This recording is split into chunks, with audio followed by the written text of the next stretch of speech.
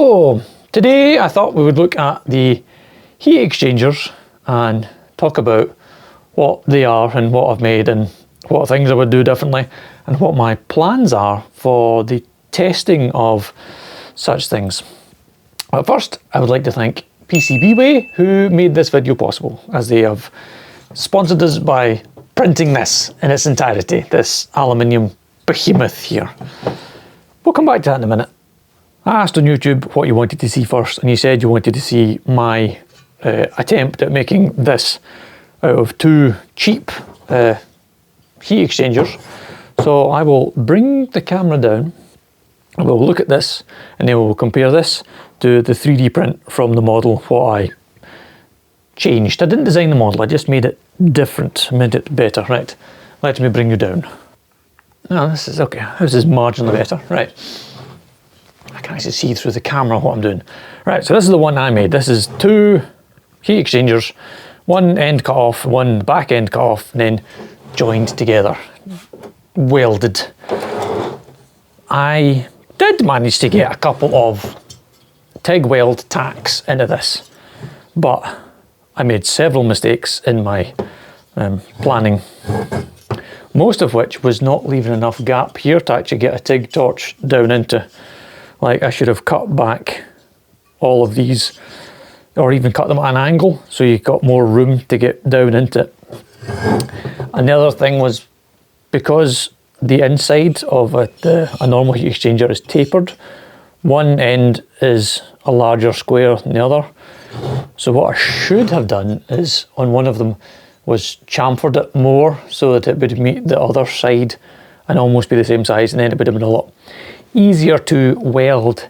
Like, the metal itself wasn't terrible. Like on this top edge, where you can see there's a much bigger gap on this top edge than there is on this edge actually welded quite well, so I got not a terrible weld on the top. It was just when it came to the sides and actually the bottom was, I got a bit of a weld in there as well. But yeah, basically I didn't fancy re-grinding all of the fins again because I'm impatient. I wanted to get this made and I didn't fancy taking it back outside and cutting all the fins off again and re-grinding it all once I'd started. So we've got this, which is welded together, and then GB weld high heat on top of exhaust repair putty. I've also done the inside, not that you can see on the inside, but I did do down inside. I put putty down on the inside as well. So hopefully the hot exhaust gases stay inside and not come out the sides. If any does leak, I mean, this is not a production model. I will never be using this in a living space where there's a chance of people breathing and inhaling carbon monoxide. This is purely for experimental. But it's not out with the realms of possible. You could absolutely do this if you were a bit more patient, unlike me, and just spent a bit more time, cut a few more of the fins back, like yourself, get in there with a welding torch, and yeah, you could weld it up quite nicely. Now, this brings us to our glorious 3D printed aluminium part. Look at this, look at that. Like, this is the very first thing I have ever had printed in metal, and it is beautiful and it is heavy. It's not like it's like 3D printing where it makes, like, the spaces are filled with voids. Obviously you don't do that when you're printing with metal. Everything is a solid, and this is that. It is weighty.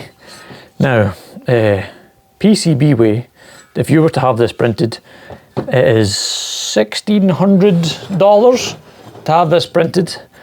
PCBWay, thank you very much. They footed the bill for having this printed. I did have to pay the VAT though when it came in, the VAT plus, you know, the customs shipping and handling, or rather the courier's handling fee. I think it was £269. So all this has cost me is £269 so far. But if you were to add that on, what's $1,600 in pounds? I don't know, let's just call it 1,500, like 679. You're nearly £2,000 to buy this heat exchanger. And that's not even a hole here, that's literally just the heat exchanger. But I've checked, and compared to my model, it's pretty much dimensionally the same as the model. I measured the exhaust on here and compared that to the model, and it's pretty much an exact dimensional size. What am I looking for? I'm looking for the burner fan. Where is the burner fan? Here it is. Let me try not to pull the bits off the thing. Yeah, tip my light over.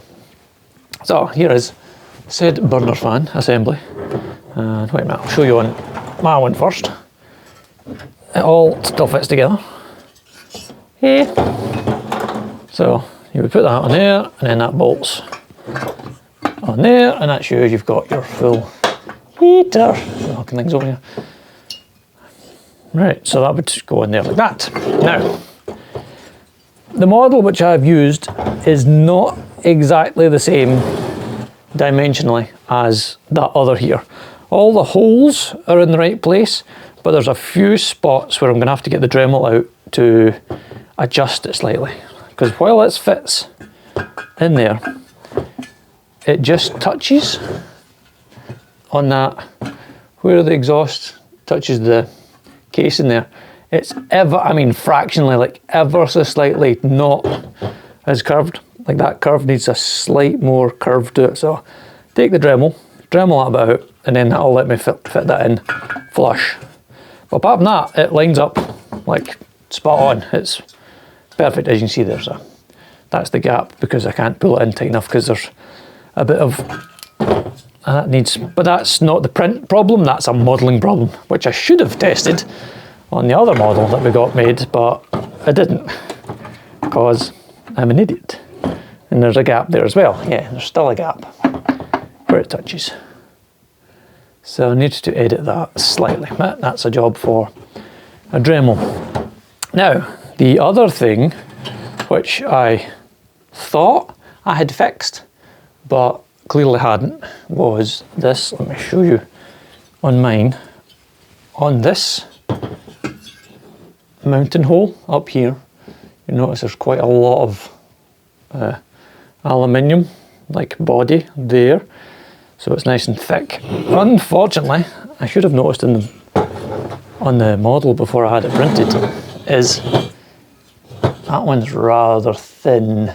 So I've already edited the model again, should I ever need, or if anyone else wants to print it, I've made that bit a lot thicker now, so there's a lot more meat in there. Which brings me back to the model of, can you see in there the 3D printed threads? I don't know if the camera will automatically change to macro. Where is the camera bar? It's down there. Like, can you see there are threads in there? They're not quite usable, he said. It's not actually having any of the bolts are all in the workshop. Is there one in here? Oh, there's one in there. Hold on. Right, because basically, I was warned that these threads won't be usable as is, but you could almost get in there with. So basically, that just needs a tap, run through that. Yeah, you could run a tap through that, and that'll clean that up, and you'll get those threads usable. Same as the ones inside, they've all got plenty of, material around them. It's just that one. So, as I say, I've made the model bigger. I've made that bit bigger all the way down through the model. Should have noticed. Should have. It's not like I've not got a 3D printed plastic one that I could have just referenced and went, oh yeah, that looks really thin there, they should probably make that thicker, but I didn't. If it came to it, I suppose, I could always attempt a bit of alloy welding and just try and run, I don't know, a bead up there and try and thicken it out a bit. But yeah, so yeah, PCBWay, fine purveyor of, well, electronic components, and 3D printing and CNC machining. And this is their 3D printed. I believe it's direct laser sintered. Basically, this is aluminium powder that a laser welds together in layers, and then you end up with a solid part at the end of it. And this has been, I think this is a sandblast finish. This, the only finish you get to choose from is a sandblast, because everything's slightly dusty. Like, it could do with a wash to get the dust off it, but I'm really impressed, because what I was worried about was, as you can see on the original ones, like that face is machined, but then again that face isn't machined. If we remember the HLN one that we took apart recently, both these faces were machined to be a nice flat face. This, Jesus, but you just notice how roughly this is machined, Christ. You almost can't call it a machined face. It's flat, but it's not smooth. Okay, so we'll no need to worry about that then, because that's rough in there already. Well, that's why gaskets exist, I suppose. And that should be, it's slightly rough. We'll call it textured, but that should give us plenty of, that is nearly 3 times I've knocked over that heat exchanger. We've got gaskets. We have all the gaskets. And the heat exchanger, the burn chamber does fit. Just, I don't know what I've done to this fuel pipe. It is all sorts of wrong. It's also the wrong length, but that's beside the point. It does fit. It will go in there if the fuel pipe was just in the wrong place. It does kind of. I think that part might be slightly shallow as well. Like, I might need to trim that bit a little bit, widen that, because in the other one, I'm sure it's like 2 millimeters longer, like the slot cut in the other heat exchanger. This one, like that bit, I'm sure is 2 mil longer than that one, which I might need to. I mean, the rubber bit would squash down. I just need to squash it in. The other thing that we need to do, obviously, this is not long enough. This will be fine for the standard heater, but it will not fit our things. And I do not think my caliper here is long enough to measure the full distance to the bottom in there, is it? No, it is longer than that. I might need to use the model, because the PCB printed one is even longer. I might need to stand up for that shot to show you, but let me just measure the inside of this. Let's see if it... No, it's longer than that as well. Okay, so I'll need to get a steel or something and put it in there, measure back, like, because we don't want to go right to the end, like down there. We need to stop about here, however much that is. Add that onto our normal burn chamber, which should sit about there. Yeah, that's about the right place. So we need to fill that space with more pipe. And the same on the other one, but it's even longer. So that sits about there, and that's almost, yeah, that's nearly double the length. We'll need to make double for that one and test it. Right, and that brings me to what I'm going to do for testing. Right, so if I set them side by side, they're close. Actually, they're a lot closer than I thought they were. There's only a little bit in it. No, I tell a lie. Between mine and the other one, can you see? You can vaguely see. I think there's only like 10 mil of a difference, but obviously mine is, the one I made is missing this amount of fins in the middle. So you've got that to take into account. It's not a huge amount, but it all counts towards it. Right, what I was going to say about test procedure. What I'm thinking for the test is I'm going to go into the shed and get one of the normal 4 kilowatt heater, just a standard stock body. We will run it as a base and tune it, get the exhaust gas, carbon monoxide down to as close to 0 as we can get.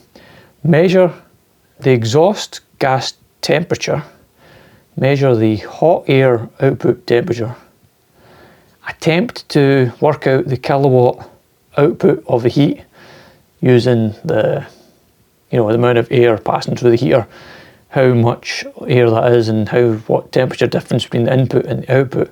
That should give us a rough kilowattage or wattage, depending, or kilowatt hourage. I hate because energy in kilowatts, that's the same, but it's not the same, and they're not directly interchangeable. Like you could, yeah. Anyway, that's another whole another thing. We'll get a kilowatt output. Then we'll take all of the bits off of the 4 kilowatt here. We'll take the fan. We'll set it up on the little bench setup. So we'll have the same fuel pump, the same ECU, the same exhaust, the same intake.